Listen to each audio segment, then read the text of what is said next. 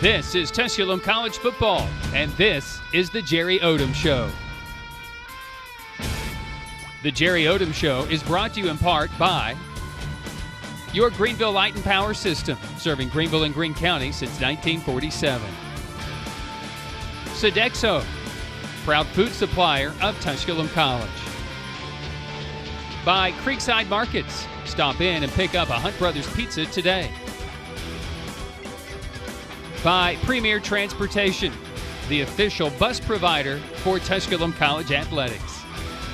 And brought to you in part by Comcast. The Jerry Odom Show begins now. The Tusculum Pioneers and the Catawba Indians from Shuford Stadium in Salisbury, North Carolina, meeting for the 21st time. Hello again, everyone. I'm Brian Stayton for the Jerry Odom Show, to be joined by Pioneer coach Jerry Odom and probably a more joyous head coach, Jerry Odom, especially after the Pioneers' great game against the Catawba Indians this past Saturday, a 38-28 victory. And at one point during the contest, the Pioneers had outscored Catawba 31-7. Didn't get off to the greatest of starts between these two schools as Catawba jumped right out on top of Tusculum 7-0. Did take a little while for the Pioneers to get going, but let's think about the whole series as a whole. 21st meeting, Tusculum and Catawba playing, Catawba owning a 14-6 series record. Even back when the Pioneers jumped into the South Atlantic Conference and took on Catawba, they always seemed to have something for the Indians. As they were ranked number 19 in the country, the Pioneers got their first great win against the top 20 team. That was all the way back in 1998, and that has seemed to be the trend. Catawba would always win a couple. Tusculum would get one. Catawba win a couple. We'll go back to 2000 for the most part, and back in those days where Catawba had the great team, the great playoff teams and the conference winning teams with great quarterbacks such as Luke Lancaster, or I should say Luke Samples, along with Brad Roach, Pioneers always found a way with some player, a guy's name that will go down in the history books at Tusculum, such as Eric McIntyre. A blunder the year before, but then the game-sealing touchdown interception on the goal line to preserve a 35-28 win for the Pioneers later. Even through the mid-part of that decade, when the Pioneers weren't very good as a football program, from 2004 to 2007, weren't their greatest years by record, still 3 of 4 years the Pioneers had defeated Catawba. Now that the Pioneers were better, Catawba seemed to always get the better of Tusculum. Since 2008, it has been Tusculum win a game, Catawba win 2. Tusculum win a game, Catawba win 2. My counterpart during the broadcast on Saturday said, I don't care about what the game or the key or what could be this game. The bottom line is, we're due. And the Pioneers, to be honest with you, were due. We had been watching it, the baby steps from this young Jerry Odom team, Nick Navarro and Brian Ferguson, the offensive coordinators, pulling out what hair they have left as this offense seems to get on track. Well, it seemed to get on track, but it got on track thanks to a big special teams play. And that's another part of the football game that we haven't talked about a lot outside of Hunter Cantrell booming punts 50 and 60 yards on the season. It was Jay Boyd, a young freshman, who ignited the Pioneers on special teams with the third longest kickoff return for a touchdown that tied the game at 14. Then on the ensuing punt by Catawba, a little bit of a trick play as Evan Altizer dinked the special teams. Jay Boyd was on the opposite side of the field. He fielded the punt and still didn't get a great return, but 17 yards put him in great field position, and the Pioneers would score a touchdown right before the half. And it seemed to be on from there. There have been great numbers. There have been great names. And we probably won't go back into this game for another 5 or 6 years and talk about great performances. But out of the game, you could have had the Offensive Player of the Week. We did have the Defensive Player of the Week. And we did have the Special Teams Player of the Week. And that is what that rivalry is all about in some way. Last time the Pioneers won in Salisbury, it was a Special Teams offensive shootout. The Pioneers scored 54 points. L.J. McCray of Catawba on special teams returned 2 kickoff returns for touchdowns. He was the National Special Teams Player of the Week in a loss for the Catawba Indians as the Pioneers won. They seem to have always had that. Over the last couple of years, Curtis Walker, who has taken over as the head coach of Catawba, the defending South Atlantic Conference champions, have had strong defensive play. But on this day, they were confused. And on this day, the Pioneers put up season high in points, season high in passing yards as well for the Tusculum Pioneers since Luke Lancaster had a banner day, 3 touchdowns, 0 interceptions. Enough talk. Let's talk about what went on in the game when we come back. Tusculum defeats Catawba 38-28 in the 21st renewal of the rivalry. The Jerry Odom Show continues after this. Your Greenville Light and Power System, an electrical distributor of TVA, serving Greenville and Greene County since 1945. Your Greenville Light and Power is dedicated to excellence in service and reliability. Visit online at glps.net. Sodexo, a world leader in food and facilities management services. Sodexo proudly serves Tusculum College and supports Pioneer football. Sodexo, making every day a better day.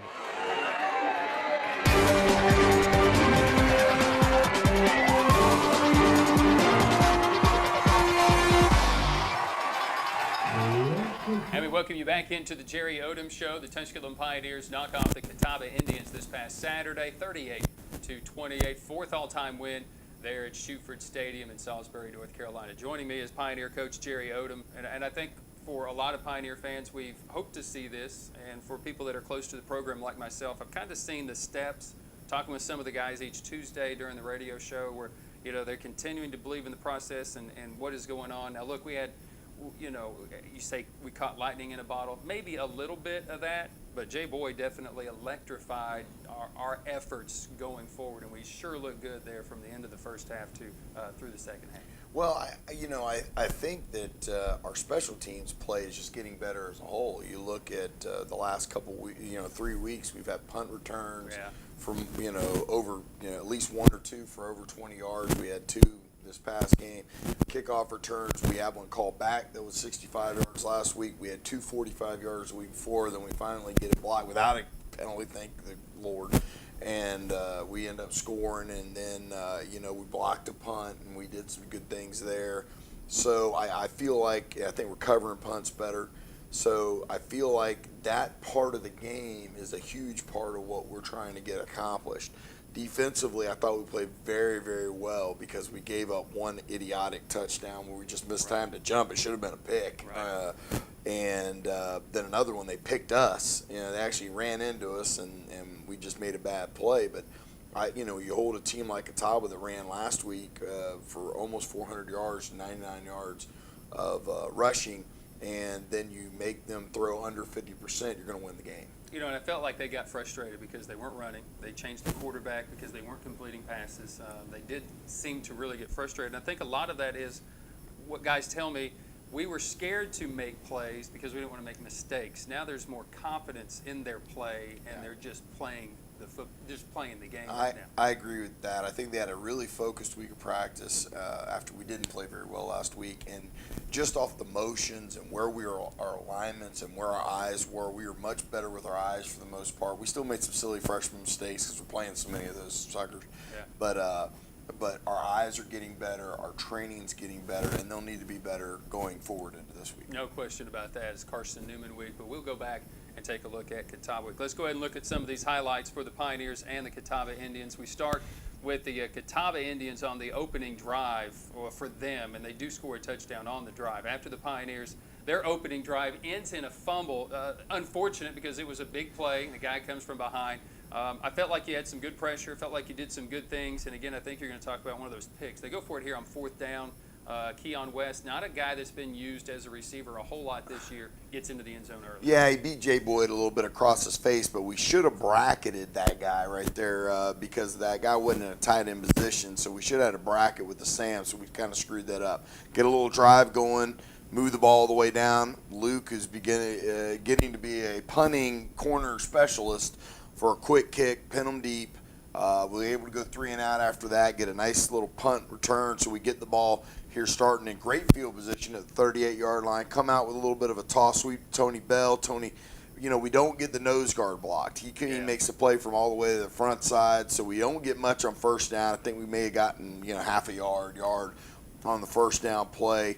Come back out, run the zone. This time it's a little better. I think we knock them back to get about 4 or 5 yards to get us to a 3rd and 5, which I think's, getting to be a manageable situation. Luke comes back, throws a hinge route over here to Rodnell Cruel. Rodnell makes a nice catch, good throw. So we get a first down there, come back in the eye, little play action fake, trying to hit the crossing route right here. You can't really see him, but Nick was coming across on a crossing route. Nick England had him open, just missed him by a little bit.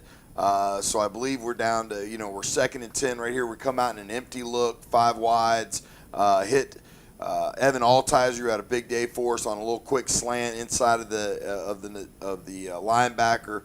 Come back, trade the tight end, run a power play right here. Pretty well blocked power at the point of attack, and then Tony Bell makes a safety miss, and we're in for a touchdown. Evan Altizer, 7 catches, 113 yards on the day. We talked about the receivers going over 100 yards. Bell, this is the confidence part of it I'm talking about. He doesn't spin 3 weeks ago in fear of taking the big hit. He does there. Well, I just think, it's like you said, you got young players, they're going to get more confident and more assured every single day. I think Tony is really starting to read the stuff a lot better, too, with our blocking schemes and how we're trying to block things. So we get back on defense. We're 3rd down here. They throw a nice ball in here. Now, we got to get Chris to run the pipe right there. We didn't get our Mike linebacker quite deep enough, so they got a nice play right there. They come out in the Wildcat. We do a good job setting the point right here, knock them back, lose a couple yards. Right here, they come back and run the counter. We had a 2-man blitz on, and Jay just missed right here, and the Will linebacker should have gone over the top. So they get in, and now it's 14-7, and they got a little momentum. And this kind of was probably the series of the game. It wasn't the play of the game, but there was a series of things I think that happened in the next 15 plays that really gave us some momentum. Well, there's a minute 16 left in the half. Yeah. Right, as you take this kick. Correct. Jay Boyd hits it up the middle. Great blocking on the double teams at the point attack. He cuts it back. Heck of a job here. I can't tell who that is. It looks like 10. That's Eric. Eric Lynch. Yeah, did a great job running the safety, kind of running interference for Jay. And so we get into the end zone, 95-yard kickoff return. Then we had 2 timeouts left, so I said, hey, if they throw it on 1st down, I'm going to start taking timeouts. He almost throws us one right here. We go into cover 2 with like a 3-man rush with a little extra drop with the banded end, and we were able to get it. And now we're in a little blitz scenario. Great job by Brandon Bartlett adding in on the blitz right here. He had the back. When the back went to cut, then he added in off of it. Same look. We're kind of trying to cover up their 5. They want to throw a little screen, but we've got that guy man-to-man. It's a heck of a job by Chris Matthews going to get his guy and hugging. I was able to call a timeout and stop it right here. So now we run our little play that we run. It's the old Seattle Seahawks play from a couple years ago, and they have one guy back there that didn't bite. The rest of them did, and we end up getting about an 18-yard return. So now we're on the 22-yard line, or 28-yard line, excuse me. Come out, 1st down. We've got 1 timeout left, so I told them the whole field was open. They call a penalty on that on the shift. Yeah, It was if you're going to call that, why not call it right now? I didn't understand that at all, but they back us up 5, and I thought our guys handled that pretty good. And that's got to be on Luke. Luke's got to tell the back where he's fitting in the protection. But they come on a blitz. I was a little surprised they were in cover 0 right here, but they did it twice in a row. I thought this was pass interference. When you really slow it down, it looked like it might have been. But we're 2nd and 15. They come again with the blitz. We run a 4 vertical scenario right here. We get one-on-one coverage with Evan Altizer. I couldn't tell if they're in 1 or 3. I think it might be 3 because the corner's trying to split 1 and 2 right there. And Luke makes a nice throw, good catch, and we end up getting another touchdown right before half that puts us up 21-14. Evan Altizer, again, one of 3 touchdowns on the day. We're going to talk about that a little bit later on as well. The Pioneers go up 21-14 just to make sure Catawba doesn't. And keep in mind, 2 touchdowns in the final minute 16. There's still time left. Cameron Thomas, just want to bring that. That's his first interception of the season after he gains All-American honors last year. Nobody throws much to him, but he gets his first INT. Well, he should have had 4 this week. So, right here, they tried a little bubble screen. I thought we played that exceptionally well. Good job by Jatu Booker. Got to be a little more patient. But I thought our linebackers on there, great job adding in right here. Get another sack for Brandon Bartlett. We played him at will this week, and I thought he did an excellent job. Come back. Hit the quarterback right as he threw a good press by Jatu Booker. Jay Boyd picks it off. I'd like to see him go down near sideline. We got to teach that. Then we get a dumb clip by Jalen Kesterson that sets us back a little bit, but it was still, get a turnover, get good field position, at the 43-yard line. Come out real here on 1st down, throw a little little, quick out route right here to Evan, kind of double clutches it, get about 6 yards right here. Again, throwing the football, throw another hitch, and this is what Nick England can do for you when he's healthy. Glad to get him healthy for the last couple games. Come back and run the split zone. Tony does a nice job sticking in there for about 4 yards, 5 yards, gets us down to a 3rd and 5 because I think that was on second down right there. And then we come back and throw the slant again to Nick. Nick beats his guy. The guy was playing off, did a nice job on the slant. Good timing on the throw by Luke. Run the toss sweep, pretty well blocked here. Good job by Brewer right there, and we end up getting about 6 on first down. Then we kind of get bogged down a little bit right here. Tried to run the power, or we run a toss, and really he's either got to go or not go, right there, because we didn't get the leverage on the front side linebacker, didn't do a good job of getting that, and we lose a couple. Come back, try to throw a little, double crosser look. Luke scrambles a little bit and did the right thing here. This is a good play. We're in field goal range. You don't have anything. Don't force it. It's not a time in the game to do that. So I thought it was a good decision by Luke. Come in, kick the short field goal, and now that puts us up 24-14. Will Tommy's 4th field goal of the year, earlier missed. We didn't really want to talk about Let's that. not. Yeah, we missed from there, but just good to see him come back. So Catawba would cut the deficit 24-21. Both teams have had the ball a couple of times. Catawba has just punted away to us. We start from our own 15-yard line. Jordan Shippey right up the middle, and the offense takes over. And again, a heavy dose of Evan Altizer. A fortunate break here. Thought this one was tipped up from the line and was going to be It was. Yeah, it was a good job, too, by the receiver. I think it was Rodnell did a good job. They were dropping 8 a lot on 3rd down, so they were 503 deep right there. We had a little seam sit-down route right there, and it was a good job by Luke finding Evan. They come back. They're trying to blitz. Got a really good call on right here, and they called illegal man downfield here. I've never seen that call before. The ball hits 1 yard over the line, and it's usually, he's throwing a screen. I thought that was an awful call. Then we jump off sides. Now, that's a silly penalty. That's stuff that we run for. I'm not real happy with that. But he does come back. Luke does a nice job of keeping the play alive, throws a good ball, gets 1 foot in right there. Come back right here, throw a quick screen. I thought Shippey did a nice job setting that up. Good blocking at the point of attack. So we end up getting about a 15 or 20-yard gain. I think our screen game's getting a lot better in how we're blocking that and the timing that's coming with that off the slide protection. Come back, run the inside zone for about 5 yards right here. Nice cutback, read it right. So we're 2nd and 5. I believe we come back and we get a little throw right here. A little bit of a high deal, but he takes a shot. Really probably should have taken a shot on Evan right there instead of the outside. But we got an inside release, I think, by Nick because he said the guy was playing outside leverage. So that was a little bit tough. But come back, throw the slant again. Very nice throw and catch right there. Nick England gets an extra 5 or 6 yards there. So we're down to the 20-yard line going into the 4th quarter.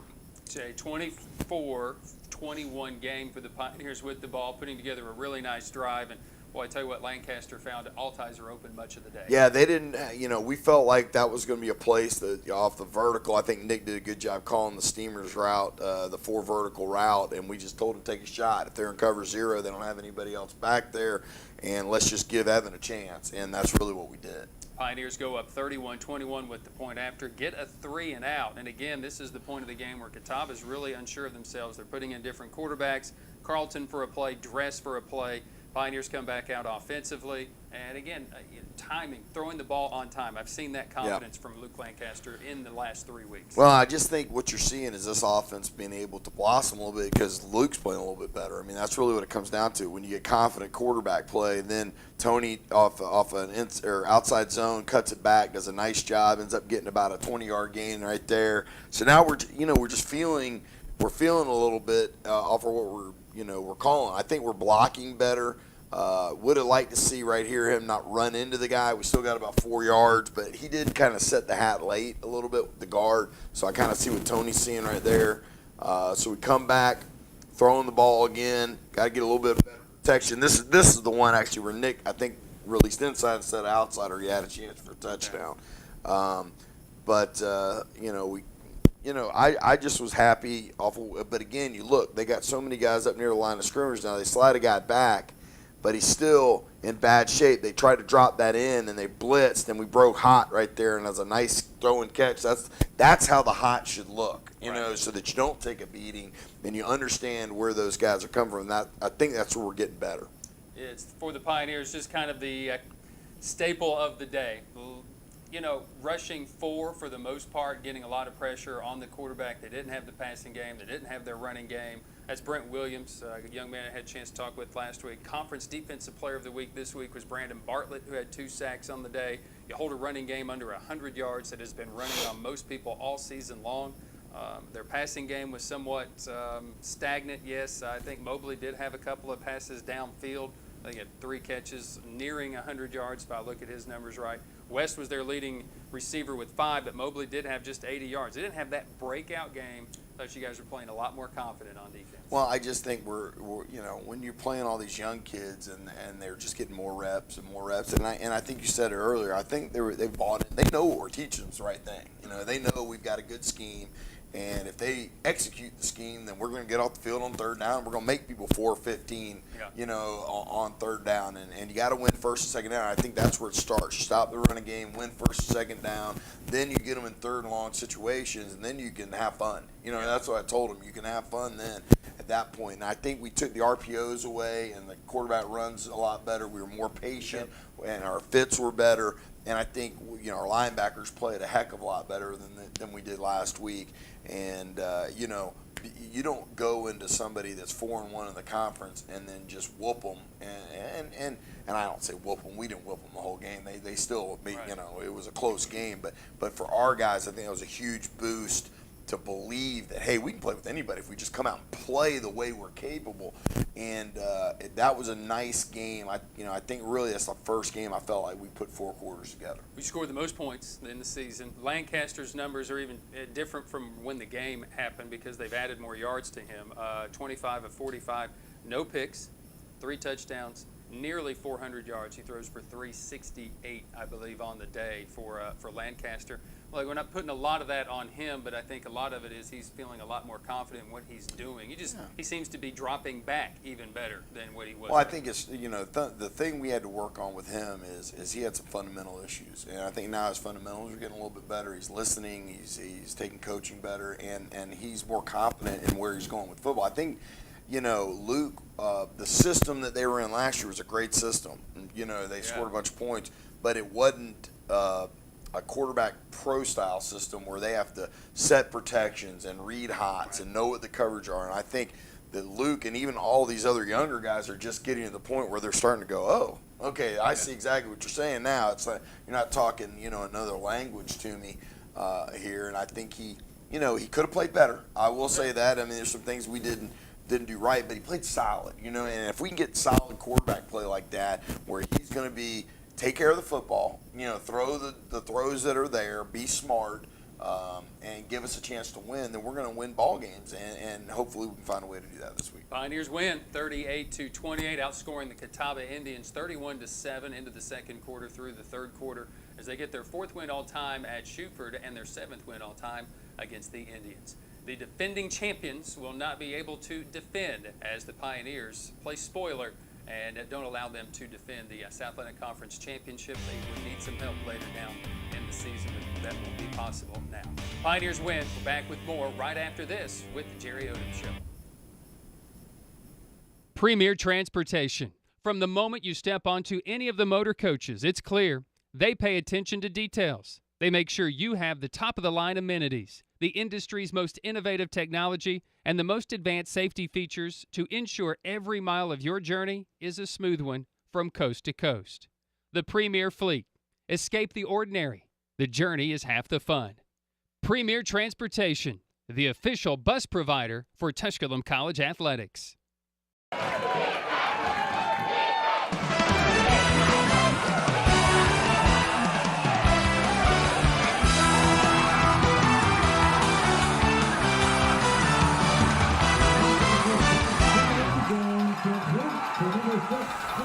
Pioneers victorious against Catawba, final score of 38-28. And this is the portion of the program that we haven't had a whole lot to talk about over the entire season.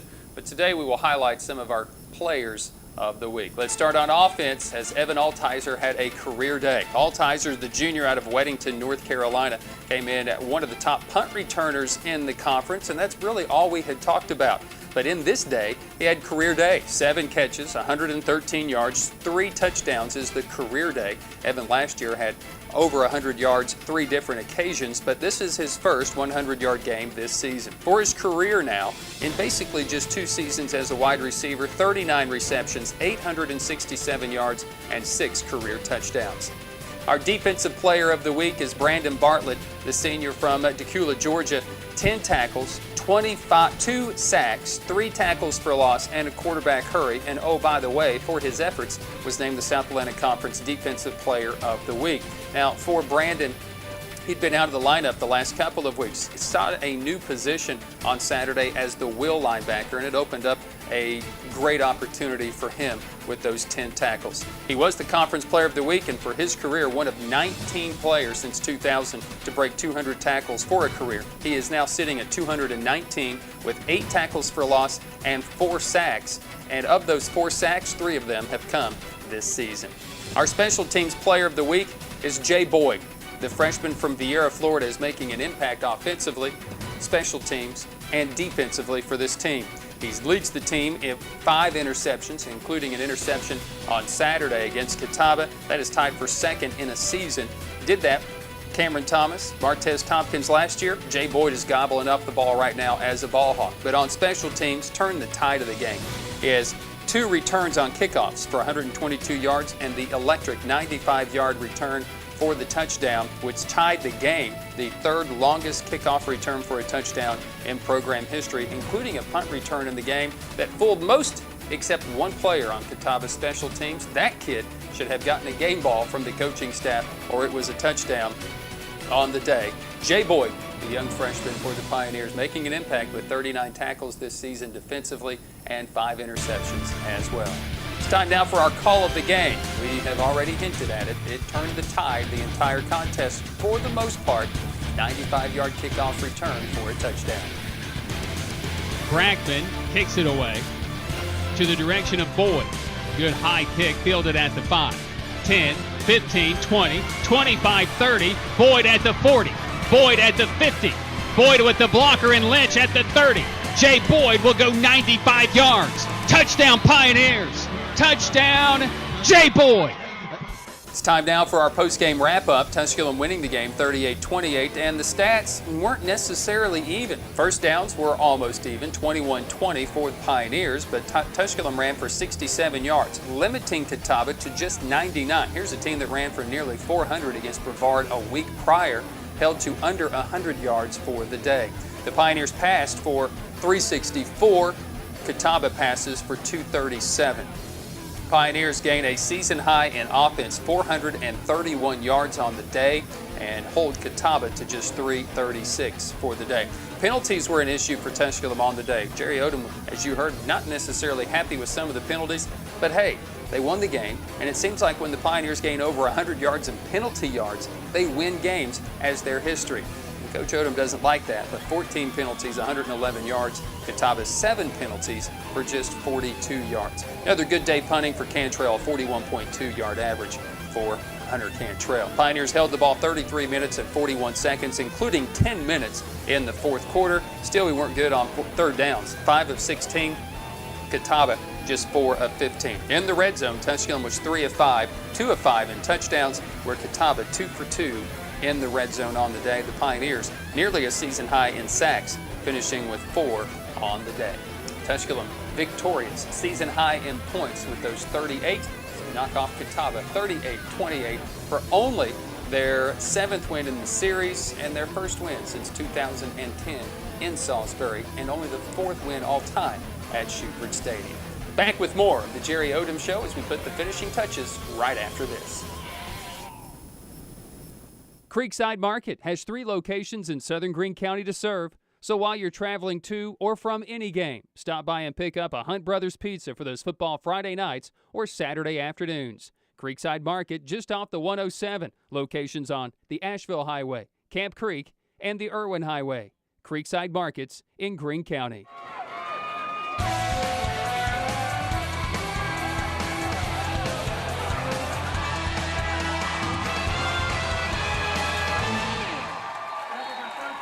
welcome you back into the Jerry Odom Show. The Pioneers knock off Catawba. We turn the page. Week 11, in a sense, of the football season for these Pioneers, and it is, and I've said it, I've been 20 years. I've said it 20 years, basically. So the great rivalry, Tusculum and Carson Newman coming up, and many coaches will then turn to me and say, it's only a rivalry if we win a few. But what it is close proximity. Yes. There's always the fan base that are into it, and it Right. doesn't matter.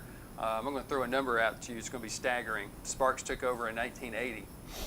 This will be his first losing season ever out there. Wow. It won't matter because No. these guys are going to come in here and play. I know you guys are going to go out and play, but it's the split back veer, and it's Carson Newman. They may not be running it the same way. And, No, and they here you are. are, Jerry Odom, new to this rivalry, and we've not really been good as a Pioneer team against Yeah, it. I hear you. We've won 3 times here at home, 2000, 2003, and 2008. And each time we have returned a fumble for a touchdown in that game somehow to get a win or had a big special teams play. Now, I'm not giving you the recipe for success, Well, I like that recipe. but that's close. Okay. But it is a Carson Newman team that obviously they'll have a lot to play for because Oh, I think they'll have absolutely. a point to prove, and I think our Sure. Pioneers have a point to prove. Well, the bottom line is this: you're right. I haven't been through this rivalry, and I didn't really know. I mentioned it to our kids. I said, "Hey, great win." This is right after the game, and I said, "Hey, we got those guys out west, and we're ready to go." That's how we're going to refer to them. Yeah. The guys out west, and they were like livid. And I said, so I look at this thing. It's not going to be an effort thing. So it's got to be an execution thing. Right. It's got to be a smart play thing. Ken Sparks is one of the all-time winningest coaches in Division II history. Yeah. He's a legend. And what I've got to be able to get out of my team to win this game is great execution, great tackling, physical football for 4 quarters, and then their best mental preparation for the rest of the week. And we'll have to turn them over. Sure. I mean, we're shooting for 4 a game. That's our goal. We probably dropped 7 last week. That's a frustrating part. But this will be a fun one. Either way, you love a rivalry like this, and like you said, for us to make it a better rivalry, we got to win some games. And I have all the respect in the world for Coach Sparks and the program that they have. Those guys have been around a long, long time. They do a heck of a job, and it'll be a war. They're still running the split back veer. They've had a couple injuries, but they've got a senior quarterback and that's played a good bit. He was the backup last year, I believe, but he played a good bit, and so he's very, very capable. Antonio Winbush out of Camden County, Georgia, is outstanding. Number 6, he's probably their lead dog. A guy that you got to know where he is at all times. They're going to give you crazy splits and all the different variations of their splits, and you just got to be sound fundamentally, and then be able to understand your role, your responsibility, what you do, and then we're going to have to throw more than one look. You can't play one look against these guys because they're so good and they've seen it so long and they've called it so many times. I mean, they got coaches in the box that have probably called the game more than our kids have been alive. And that's not even a joke. That's the truth. And because if I remember right, Ken Sparks tried to recruit me, and I was done in 1987. It's the truth. And I told him I wasn't going there. But but that's the point of the thing, is giving them different looks. We're not going to fool them, okay? Right. But we've got to fool their kids. Does that make sense? Yep. So we got to be able to give different leverage points, but we got to be sound. I looked at last year, and we weren't great in our leverage points. Anytime you play the split back veer, you have to be. It's just like any other option. Take away the dive, have somebody for the quarterback, have somebody inside, outside the load. But I think even more part of it is your leverage points and how you set your leverage points, where to the edges and compress everything. And you're still working from inside out, but you want to compress those things and then not give up a big play with your eyes in the passing game, because so it's about training your eyes. And you heard me say that against Brevard, but this is a better group, doing it, and it's about training your eyes over and over and over again. And we'll have a plan defensively. They're under, one high look mostly. They'll play a little bit of quarter, half, where they cut the guy. But they're a little bit like us. They're playing one of their best linebackers, a kid out of Waycross, Georgia, that I liked a lot. Irving Nard, I remembered him. He's playing a good bit of will for them. They got a kid out of South Sumter, Florida, that is Bushnell, Florida, that's starting a nose guard for them. They got a defensive end out of Northwest Mississippi that's an excellent player for them. I think their other defensive end is out of Illinois. He's a D2 transfer out of Illinois. They do have one Tennessee kid playing like strong side linebacker, but then the other kid, a lot of their kids that started from South Carolina. So they've got a lot of kids that we know. And I think that's part of it too. We recruit a lot of the same areas, and probably even more so now that we will that I'm here. We'll recruit a lot of the same areas, and so they'll know each other. It's kind of like that backyard brawl type deal. So what I wanted to be for our guys is physical between the whistles, super smart football play. Don't play with your heart all the time. Play with your head also. I don't want to coach down aggressiveness. I want to coach up smart play. I want them to be as aggressive as they can between the whistles, but we don't need to get any dumb penalties because we can't control ourselves, and we're going to work very, very hard on that this week, so I don't have to be fussing at them during game day, and I'm going to talk to them about that every single day this week as we will, the seniors after every practice that we have this week, we only have 10, but they're going to get to say their piece of the team, what it means for them to, come to Tusculum, a place like it, spend their 4 or 5 years here, and as they move on, what they will remember most. I want those kids to be able to say that, and I want our players, our younger players, since we're such a young football team, to see those guys and how they feel about this great school that we have, and we're going to get this thing rolling, but this has got to be the start of it, and I want these seniors to hopefully be a plank or some heavy, foundation in what we're trying to build for the future here. And they've done everything I've asked them to do, and I appreciate them very, very much for that. And we want to send them out with a win, their last time at home. What a great win that would be if we could beat Carson Newman. We talked a lot about baby steps this year. There's one more step to take. Will it be that large step to adulthood for this Pioneer football program?